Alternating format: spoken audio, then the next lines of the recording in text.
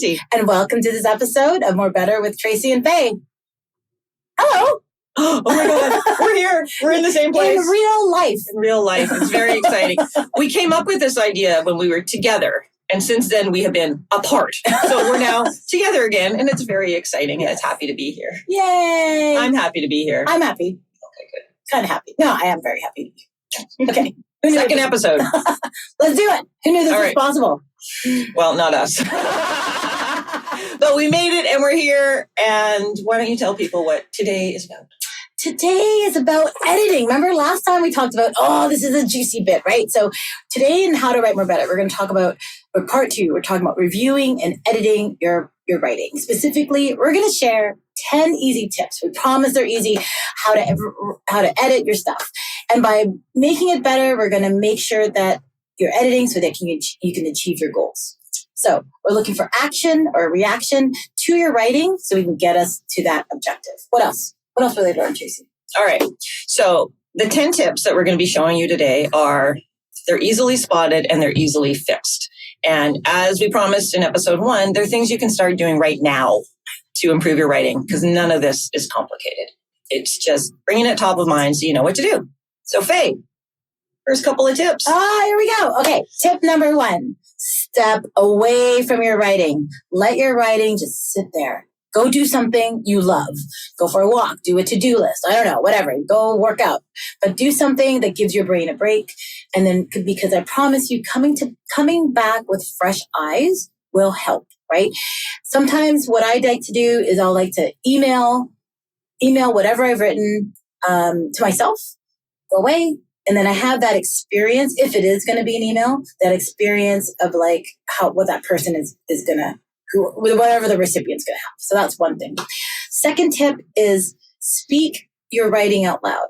So I find that we talked a lot about 4-line sentences last time, my favorite, right? So it's really interesting when you speak your writing out loud, you realize, it's missing rhythm or it's missing something or it's kind of clunky. So that I think helps to understand how that first draft is going to land. Yeah. So how about you? All right. Tip number 3. Ensure you're only providing the information that your audience needs. Going back to what we said last time, it's all about what does your audience need so that you can get the yes that you're looking for. And sending someone too much information it's kind of the death of your goal. If you send someone an Excel spreadsheet and say, if you look on tab 3, row 22, that's the information. Don't do that to people. They hate that. So just only include the exact information that they need and nothing more. And trust me, you will make friends. If you send too much information or you send Excel spreadsheets, people are not going to respond to you. The other thing, tip number 4, take a look at the first word in every sentence that you do, every paragraph, They very often will start with the same word. I find that happens for me is that, especially in corporate writing, we often use the corporate we, or if you're writing for yourself, I. So I would go through a piece of writing and I'm like, oh my God, every single paragraph starts with we. We're going to do this. Follow-up sentence. We're going to do that. Follow-up sentence. We're going to do this. It's bad writing. And it's the sameness of it all makes it less understandable. Readers need variety in the words that they see. And if it becomes too samey, it just gets into a rhythm that the meaning gets lost. So really, it's a small thing, but take a look at those first words. It might surprise you. Yeah, I've seen that. Yeah, I do that too. Like I do that too. Like, you will do this. We will do this. Or, yeah. And I think it's the rhythm of like when you're writing that first draft. Yeah. Right? That's where you get caught in that. So. Yeah, exactly. All right. Next one. Tip number 5. All right. Passive voice. Eliminate the passive voice. So what we mean by that, you see it in newscasts all the time, right? So you want to use active voice because it's more active. It's more action oriented, has more accountability in my mind anyway. Yeah. So an example of that would be like Tracy and Faye formed More Better, right? So that's us. Hello. Or you can say More Better was formed by Tracy and Faye. So, frankly, I think that the second like using passive voice is clunky. It feels awkward. It has its place maybe in academia or newscasts, as I said, but I don't think, I feel like it puts the reader at arm's length, right? And what you really want to do with communication is bring people in. Like we're doing this, right? We want to bring people into your writing, right? Okay. Should we talk about definition of passive voice? Like it's really the object. That's the action is being done to the object instead of the subject doing the action to the object. Isn't that what I get? That's basically it. It's the reverse of like it's the emphasis. Yeah, like for me, it becomes what's more important. Is it like if more better is more important than Tracy and Faye, then that can go at the front. Yeah. More better. So it depends on what you want to talk about. Yeah, right? where you want the emphasis to be. So I don't want to say it because passive voice isn't wrong. I mean, it exists for certain purposes, right? Yeah. But does it exist in business writing? I think that's all the conversation. Time. Yeah. Right? See, we could be videoing this. In fact, we are videoing this. So who knows? We can just use this. I don't know. It could be because it's actually a good conversation. Yeah, like so isn't that... What is it? People don't really understand? We say, don't use passive voice. Yeah. But most people couldn't, recognize it if they saw it. Exactly. So, what is it? Like you said, it puts the thing ahead of the person or thing. The thing is made more important than the people doing the thing. Or I think it's more like the thing, the action is being done to the thing as opposed to someone is doing the action to the thing. Yes. What she said. That's it. That's the one. Okay. Examples. Actual examples? As an example. All right. Our dog dug an 8-foot hole in our neighbor's yard. So that's active, right? So our dog is very active. It's a very active dog. Did the thing to our neighbor's yard, right? So what would be the passive voice of that? So what's the passive voice of that? The hole in the yard was dug by my neighbor's horrible dog. Yeah. So actually, I know it was actually our dog. Oh, the hole in my neighbor's yard was done by our dog. No, the hole was dug by our dog in the neighbor's yard. There you go. That's the one. She's so God. Okay, so other examples. So let's hold on. Let's talk about that example, right? Okay. So would you actually what would you say? Like, oh, my dog dug that hole in my neighbor's yard. You would just rolls off my tongue, right? So fine. But saying that the hole was dug by my dog in the neighbor's yard, I would never say that to anybody. No, and I think the neighbors wouldn't say, that hole was dug by the neighbor's dog. They would say, your dog dug the hole in my yard. Exactly. You are going to fix it. I'm not going to say, it shall be fixed by you. Exactly. Passive. Unless I speak that way, and I'm like, hello, this hole created by your dog shall be fixed by you. Pronto. I don't know. Would someone say that? There could be people. There could be. But really, so let's just talk about passive voice, not about our dog and neighbors' yards, but in business writing. How about that? Yes. Can you talk about that? Oh, okay. All right. In business writing. Does it belong in business writing? No, I don't think so. Because again, what we were talking about earlier, the purpose of business writing is to evoke or get some sort of reaction, ask them to do something, right? So we're asking for an action usually in business writing, right? Read this, do this, move this, approve this, right? Mm-hmm. So if we keep speaking in passive voice, we're not actively asking them for that. And it's harder to read. Like, again, this is another episode maybe, but like people don't read anymore. So like making it harder for people to read information, they won't get them to whatever you need them to do. And I'm going to add this about corporate writing and the use of passive voice, because it's dominant in corporate writing. You see it in corporate news releases all the time. And, I think it's because it's a little bit hands off. It keeps you away, keeps people at a distance. It doesn't draw them in.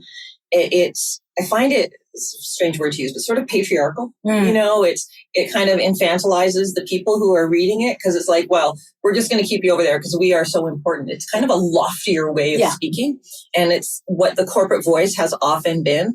But I for one, am of the opinion that it ought to go away. Okay. I think there's still places like there's places, but not in business writing, right? Like, and I agree. Like, it does. it does sort of put you at arm's length. So if that's your purpose, right? Like if you want to do that, thumbs up. Right. Yeah. If that's your tone and you think like that's what the organization wants to do, then fine. Like maybe that's your part of your culture, right? Mm-hmm. I mean, I don't think I agree. Like, I don't think if you want someone to spring into action to approve, a funding request or give me my yes. Yeah. Give me my yes. Give me my yes. Yeah. Yeah. I don't think that's not the way to do it. Yeah. I agree. Okay. Yeah.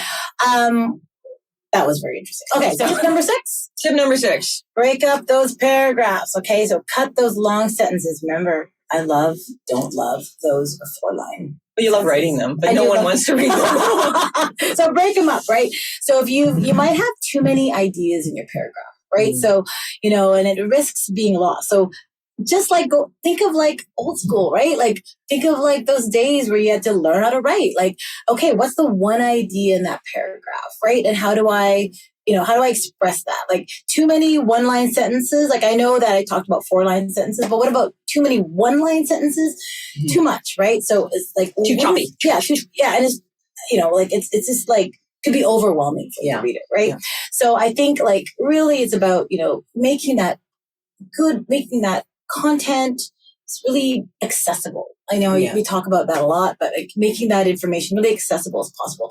My personal rule, as you know, is like if you have to take a breath before you hit the end of that sentence, it's too long, right? So, and maybe you break it up into 1 sentence. There are 2 sentences, maybe 3, maybe 4. I don't know. Like it depends on how long that sentence is and what you're trying to say. Exactly, right? So let's make sure that let's keep the length varied, right? So again, like there's some texture. I use that word, like texture in your paragraphs and your information. It helps make comprehension better. For sure. Okay. Can I tell you a story about that? Of course. So this is not related to business writing. I have been working on a novel for a very long time.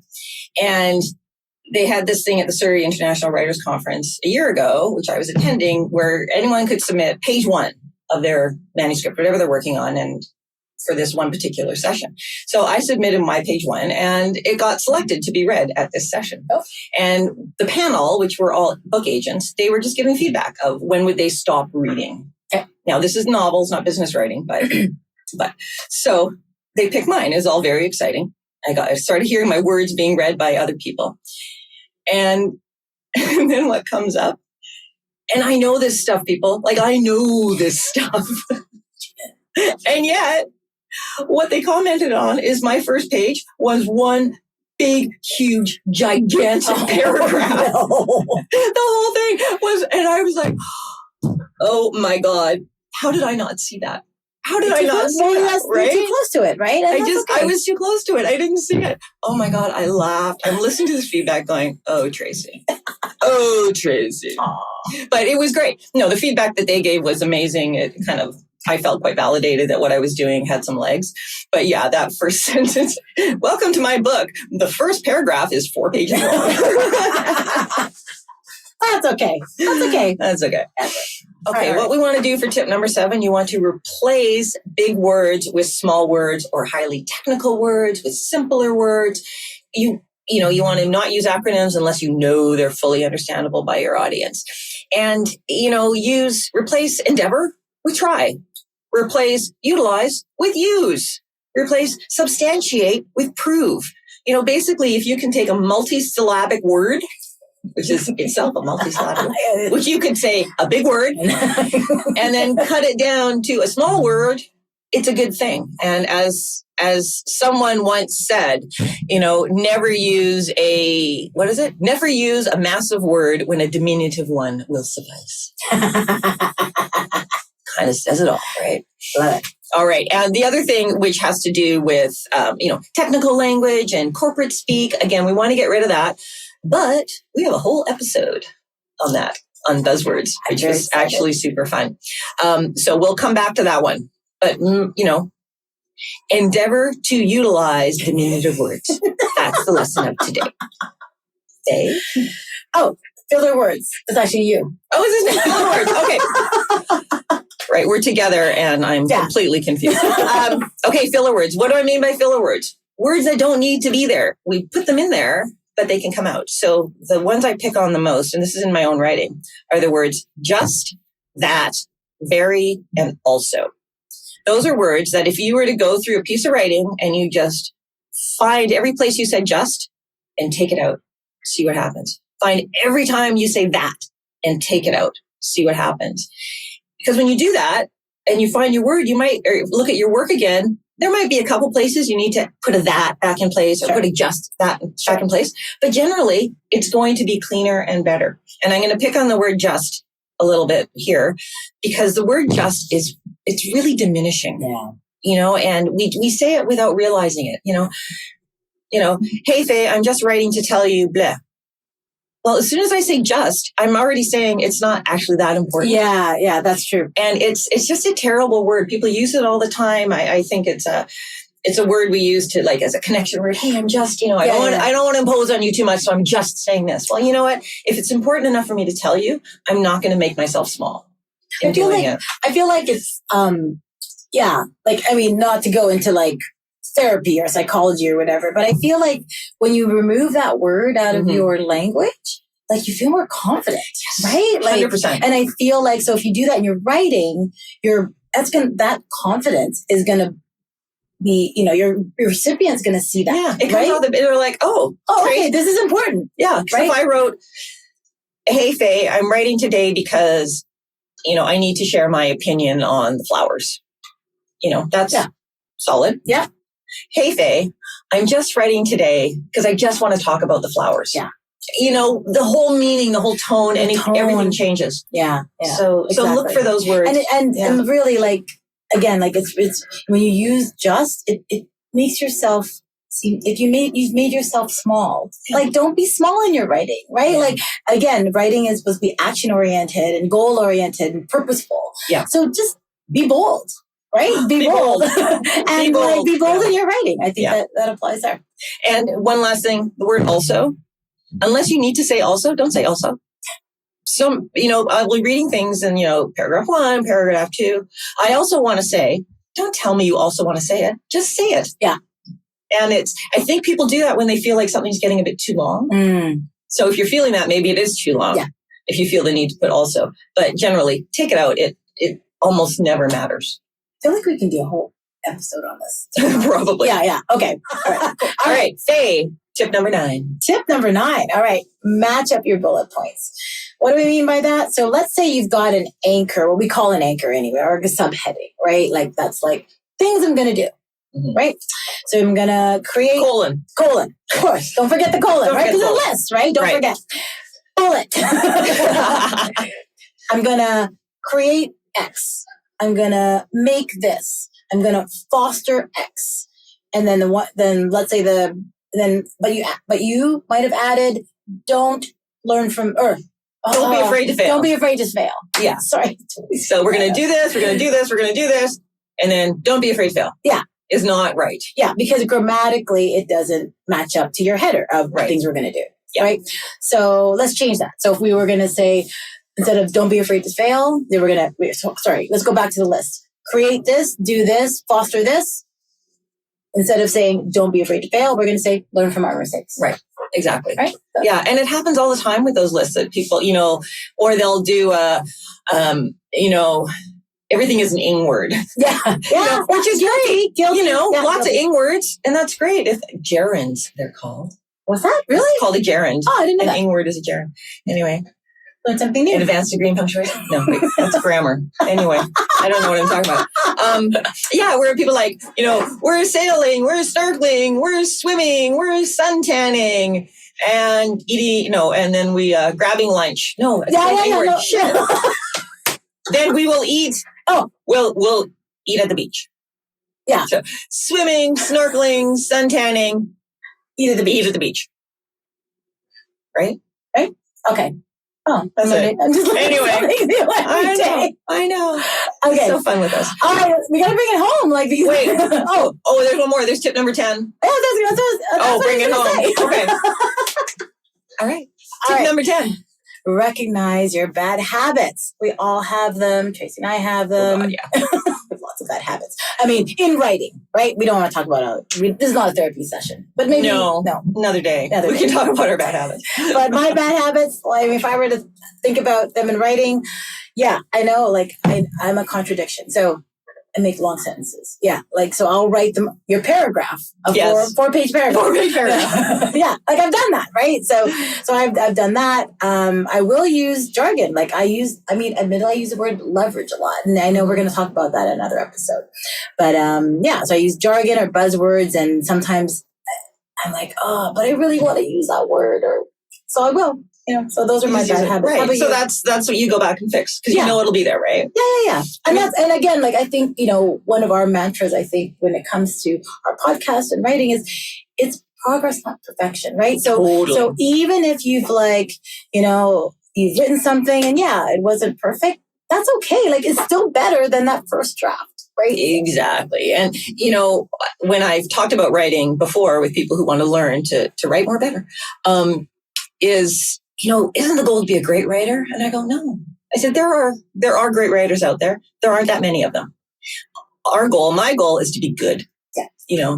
Just be a good writer. I don't need to be winning a Pulitzer or anything like that. And get started, right? And get started. But getting back to my bad habits, sorry. Let's talk about me.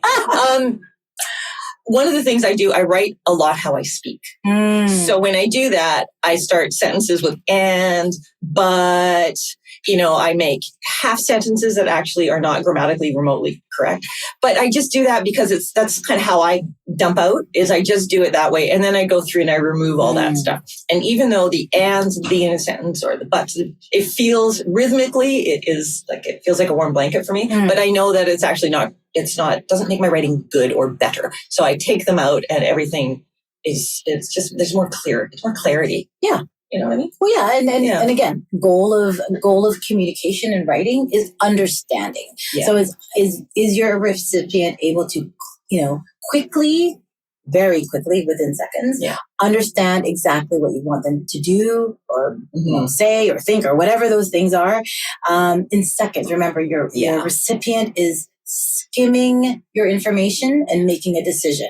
Am I going to they're even making a decision within seconds. Are they going to read this? Are they going to open your email based on your subject line, or, are they going to pay any attention to your text? And, as we all know, we're bombarded with messages all day long. And I used to say this back before we had our phones that gave us 67 different ways to communicate with people. Because we just in life. You're driving down the road, you got signs, you got billboards, you got this, you got that, the radio's on, and now our phone is buzzing with emails and texts and notifications of other things. So it's a big world of communication out there. And if you want your message to get through, you need to be very intentional. Yeah. Very, very intentional. We should do an episode about not just the content. Like today we talked a lot about this one and the last one. Yeah. We talked a lot about how to shape your content, but we should talk about maybe tactics, like those channels, right? So it's not just about delivering the information, but how do we deliver that information, right? What's appropriate? So I think that would be cool. Cool topic. So if any of you like that idea, send us a comment. Let us know. Okay. So let's recap. Right. So that you don't have to remember what the hell did they say and start rewinding. Right. Because who wants to do that? Nobody will rewind to listen to us talk. I assure you that. All right. So the first 5, let your writing sit. Just step away from it for a bit, then come back to it. 2, read it out loud. You'll find all sorts of mistakes. 3, only provide the information and data the recipient needs and not anything more. 4, look at the beginnings of your sentences. If they all sound kind of the same, you're going to need to change it up. And number 5, eliminate passive voice. Or if I was to say it passively, passive voice is to be eliminated. Oh, nice. Thank you. Nice. Right. Okay, Yoda. Oh my God. Yoda speaks in passive voice. He does. Totally there we go. That's who it is. Don't be Yoda. Okay, well, anyway. All right. Be wise, though. Okay. 6, break up those paragraphs. We met someone who had a 4-page paragraph. But anyway, so break them up and make sure that your paragraphs are expressing one key idea, right? 7, replace those big words, those big, humongous words, big words, with simple words, right? Use simple language always. 8, filler words. Get rid of just that, very, also, and there's probably a whole bunch of other ones. I think those are the top 4, though. Top 4? Okay. Yeah. And you can Google that. 9, match up your bullet points, right? So remember, like when you have a subheader or like what we call an anchor, make sure your list is consistent, right? So that's the bullet points. And then 10, recognize those bad habits, those paragraphs, those buzzwords, those buzzwords, I think. Or just get rid of the buzzwords. Also, just get rid of the buzzwords because they are very terrible. Are they? I don't know. They're bad. They're bad, but they're super fun. Yeah, super fun. All right. Okay. Is that it? That's our episode today, right? I think that's it. That was fun. That was great. Let's do this again. Yeah. Maybe in person again. That would be fun. Maybe. All right. Okay. So I'm Faye. And I'm Tracy. And thank you for joining us on this episode of More Better with Tracy and Faye. Bye. See you next time.